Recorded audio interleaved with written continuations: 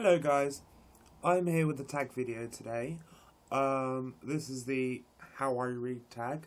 I don't know who this was created by, but I was tagged by Leah Holsclaw, so thank you Leah. And yeah, there are 7 questions and it's all about how you read, so I will get on with it. So question number 1, I've got my notes over here by the way, so if I'm looking over here, it's because my notes are there. Sorry about that. Question number 1. How do you find out about new books to read? BookTube, because you guys are awesome. That's mainly my main way of finding out about new books. Sometimes it'll be on Amazon. I'll put a book in on my Amazon wish list or in my basket, and then it'll come up with other suggestions and recommendations that I've never heard of. Sometimes it can even be TV. I mean, I know that sounds a bit strange, but I don't know how many of you have seen it in the UK. There is a TV programme about books. I've forgotten what it's called. I mean, I may have only seen a couple of episodes, but yeah, there is. So that's another way. Other ways are people recommending them to me. I mean, I have a friend who's not on BookTube, but she's a very close friend, and she likes the same kind of books I like. I recently recommended for her to read Dorothy Must Die, and she recently recommended for me to read The Last Wild by Piers Torday, which I'm currently reading, by the way, and it is brilliant. Anyway, yeah, so that's how I find out. Sorry, that was a long answer. Question number 2, how did you get into reading? Like most people my age, I presume Harry Potter. That's it. I can't say more. I mean, when I was at school, you know, people started talking about this book. Oh, Harry Potter, it's really good. And I was never into reading. I wasn't interested. I didn't want to sit down and read 300 pages of a book because I thought it would be boring. And then my friend gave me her copy because she said I have to read it. And I was like 10 or something. And I read it and I freaking loved it. And I read all the rest, and, you know, I even went to four book launches in London, and I had all my 7 books signed by JK, and yeah, that's how I got into reading Harry Potter, basically. And then after that, it was the Hogwarts Library, yeah, so, you know, Fantastic Beasts and Where to Find Them, Quidditch Through the Ages, and Tales of Beedle the Bard. That Miss Rowling is a very clever lady. Question number 3. How has your taste in books changed as you've gotten older? Not a lot. I mean, obviously I don't read as much middle grade. I mean, I started with Harry Potter, which is fantasy and witchcraft and wizardry, and that's really what I stuck to. I mean, I like YA, I like dystopian, I like apocalyptic, I even like zombie novels and vampires.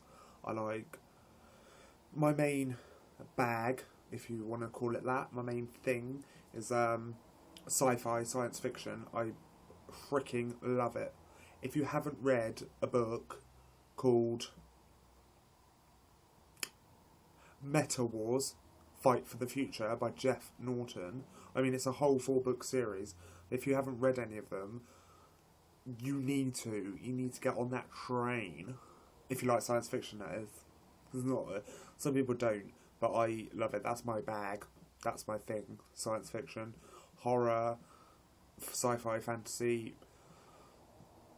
Yeah, I'm just not a big fan, really, of contemporary or historical fiction. I don't really like those kinds of books, so that's that. Question number 4, how often do you buy books? As and when, really. I mean, you'll have seen from my book hauls that they are getting less and less frequent now, which is because I don't really have much money, as per usual. I mean, I didn't really before either, but if I have a bit of money and I see a book that I want, I will pick it up because that's what I do. Or if I hear about a book that I really, really, really, really want, like Red Rising, I will just say to myself, right, I am going to pick that up. And I'll reserve it at Waterstones and I'll go and pick it up because I have no excuse not to. Number 5, how did you get into booktubing? I got into booktubing. I wanted to buy a book, but I wasn't sure about it. So I went on YouTube and I typed in the book and I put review afterwards. And I found... I've forgotten whose channel it was, but I found somebody's review of this book and it sounded amazing. So I picked it up and I subscribed to this person's channel.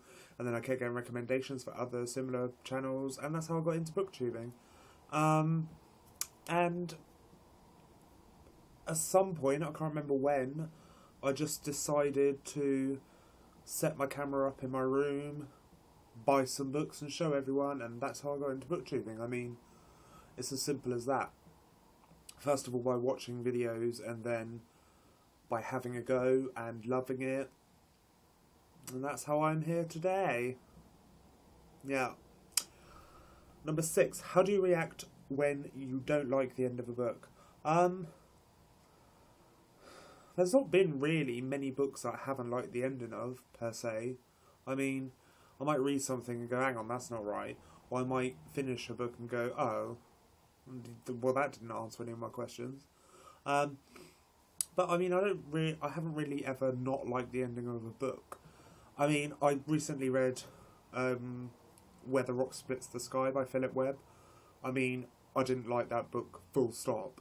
But I read all of it because it was only 200 and something pages. And the ending of that was... It was absolutely terrible. Let's not talk about the ending of that book, seriously. It was really bad. I mean, it wasn't that it was a cliffhanger or anything like that. It was just poor.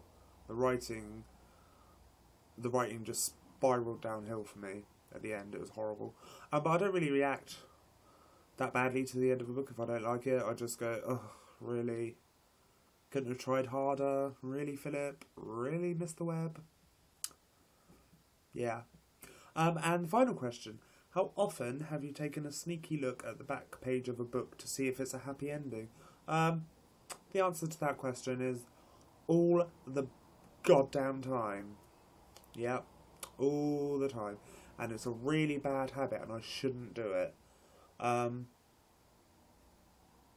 that's me. I mean, I haven't really ruined the ending for myself at all, ever. Well, actually I did, once.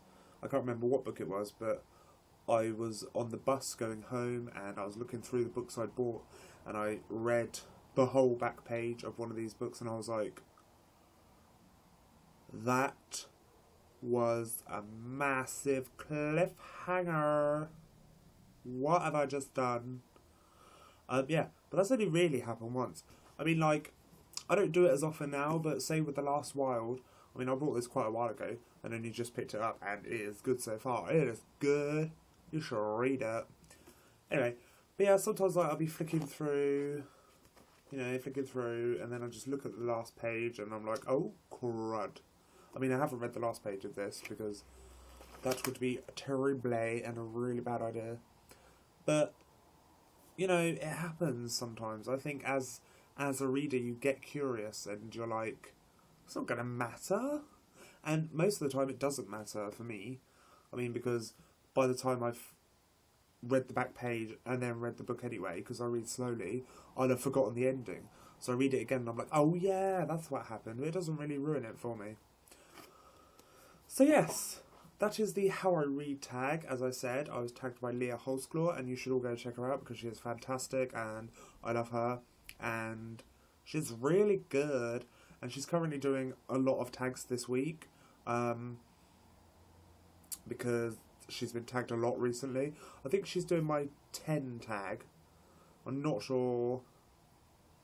Sorry if I got that wrong, Leah. But I think she's doing the 10 tag. But anyway, yeah, but you should all go check her out, and she's awesome. And I'm not tagging anyone in particular, really. I mean, if I think you should do the tag, I will let you know. But it's open to everyone, every single person. If you like the idea of this tag, do it. I liked it, I did it. That's all from me, people. I will see you later. And yes, thank you, Leah. Happy reading, and I will see you soon. Bye.